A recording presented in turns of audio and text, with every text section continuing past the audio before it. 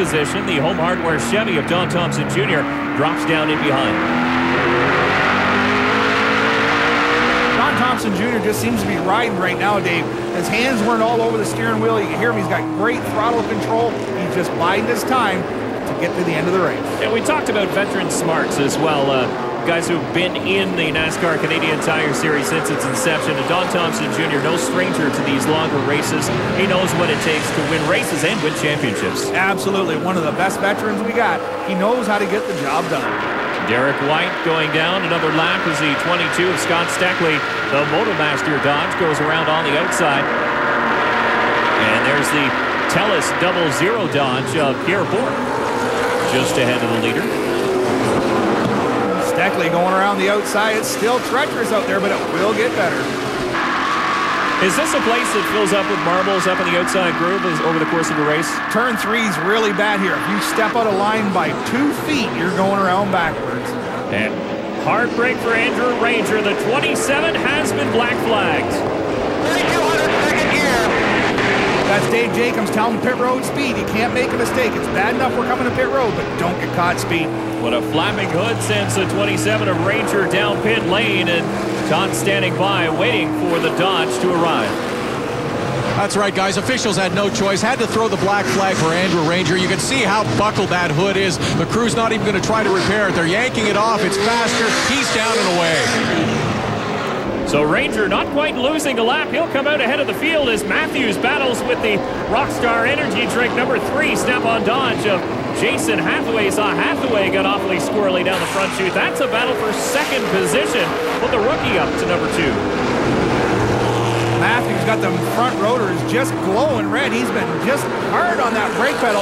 You know, the brakes are good, though. You know, years ago, we couldn't get away with that, but now we got some solid brake pads. Oh, then he just say that. He overcooks the corner and loses the spot. Oh, and a hard hit for the A&W number 21 of Jason White. Caution lights on around the speedway, but a very, very hard hit up in the outside retaining wall for the 21 Chevy of Jason White. Let's take another look.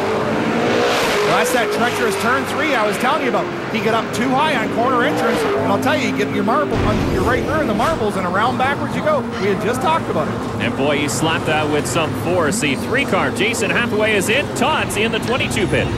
Right on the marks for the 22 Canadian Tire Dodge of Scott Steckley. It'll be fuel and a significant adjustment to the right rear. A couple of rounds coming out. The 17 of DJ Kennington also making a pit stop. Little trouble getting the jack located under the left side. Now the car going up in the air. Castro Dodge gets 2 left side tires this time by. 2 lefts as well for the Mopar Parts Dodge of Ron Beauchamp Jr.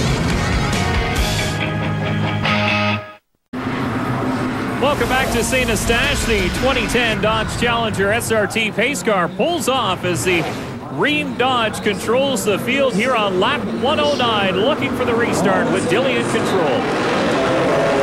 Up through the gearbox one more time, heading for turn 1. The 7's hung out on the outside. Rocket Ronnie Sheridan right under that 52. Ronnie's run in a late model really well here before, so I'm looking for good things out of him tonight. And Anthony Simone, who's had 2 tough weeks here in the 2010 NASCAR Canadian Tire Series. Of course, last year really his breakout year, but the 95 has really been snake-bitten here in 2010. He's looking to turn his luck around here at St. Eustache. Murphy's Law, if it can happen, it has happened to them young guys, that's for sure. Yeah, absolutely. Had a wreck at Delaware and then had electrical problems, actually transmission problems at Mosport on the road course. So finishing well down the order in the 95, but he's looking awfully racy. So is the 7 of Pete Shepard as he dives underneath the Ream Dodge of Mark Dilley.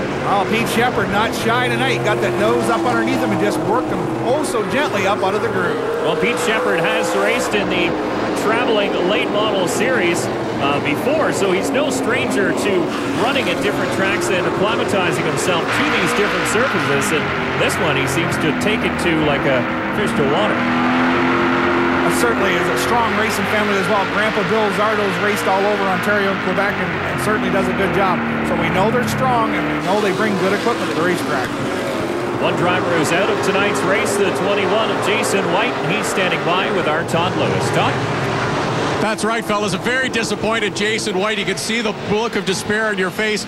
Tell us what happened out there.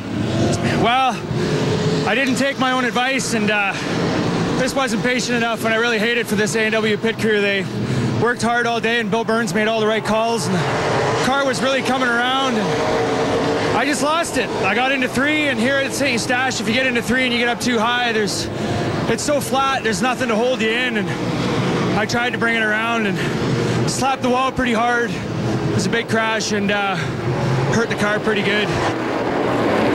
So you can hear the frustration in the voice of Jason White as Don Thompson Jr. up on the outside, sliding back to 7th position.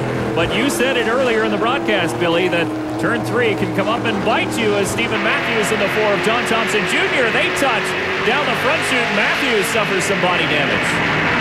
Wow, Donnie took exception to that pass for sure. I know that Matthews roughed him up a little bit, but that was in that turn 3 and turn 4. And you know what?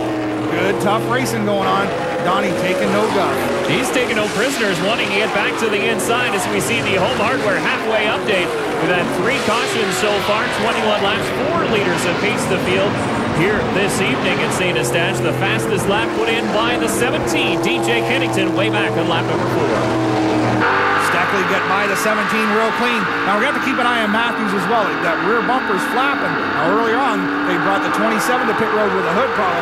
That rear bumper will probably have to be repaired as well. Yeah, no doubt NASCAR will take a look at that Bill Matthews Motorsports number 15 of Stephen Matthews. It's dragging, but it looks to be fairly solid, the tail of that Ford Fusion, so they might just let him go until the next pit stop. Pete Shepard, though, your leader in the National Exhaust number 7. Pacing the field with a comfortable margin on the rest of the pack. Well, Dave, he has the freshest tires out there.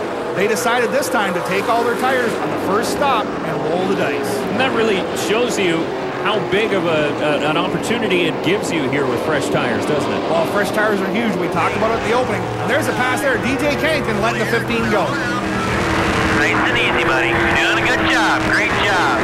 Trying to keep the youngster calm inside the Ford Fusion, the number 15 of Steve Matthews. You hear Spotter trying to keep him cool, and we've got trouble on turn number 4, the 84 of JR Fitzpatrick, and the 3 of Jason Hathaway as caution flies yet again. Well, again, it's turn 3 and 4. We got the 3 and the 84 getting together. Looks like neither car suffered much damage. The 84 Fitzpatrick was around. We'll take another look at it. Wow, looks like the 3 got in the back of the 84. And that is the reason for the caution. Todd's down pit side. The 9 car stops with Mark Dilley aboard. It'll be 2 right side tires. The 95 of Anthony Simoni also makes a stop, overshoots his pit box by a little bit. Now they back him up. They're filling him with fuel and making an adjustment. We'll see who's going to win the race. The 3 of Jason Hathaway also on pit road. So tires for most of them, fuel for Simoni. Who can make it the rest of the distance and baby their tires that much? Can it be that man? The 7 of Pete Shepard. We'll find out.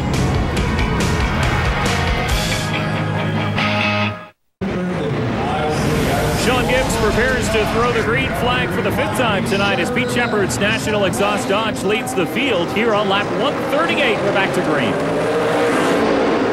Pete Shepard down the bottom, that National Exhaust number 7. Looking strong down the backstretch. He got a great drive up off the bottom. Former champion Scott Steckley in the Motomaster Dodge gets a little bump from the number 4 of Don Thompson Jr. as they continue to jockey for 2nd and 3rd position. The 15 of Steve Matthews minus a bumper cover, but he's back out there. Could be a little retaliation coming here. He's running right up the tailpipe of the 4, but he was respectful. He was, and that's important because Don Thompson Jr. got into him, tearing that bumper cover off during the last green flag run. Here's DJ Kennington now all over the back bumper of the 15 Ford. Well, DJ Kennington just took on right side tires, so he should be good to go to the end, and the thing is really handling well. He's just got to stay out of the action. It's been a wild night for the Mopar Dodge, the number 60 of Ron Beauchamp Jr. as we ride along with him. He's bounced off the wall, but currently rides in 6th.